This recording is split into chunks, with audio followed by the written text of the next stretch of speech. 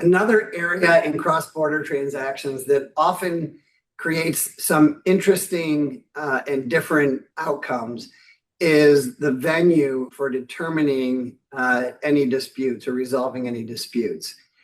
And the reason for that is that if you have parties in two different countries, each one will prefer to resolve the dispute in their own country.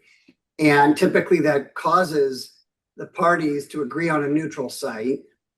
And then there's often a thought, well, should we really be in the courts in a neutral site, or maybe we should push this into arbitration, where we might have, we won't run into really unusual provisions in a jurisdiction that neither party is familiar with.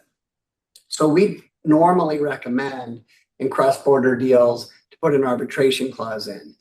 And in terms of where the arbitration will take place, well, that's up to the parties. I can tell you in a transaction I did many years ago that actually wound up in a pretty big dispute after the closing.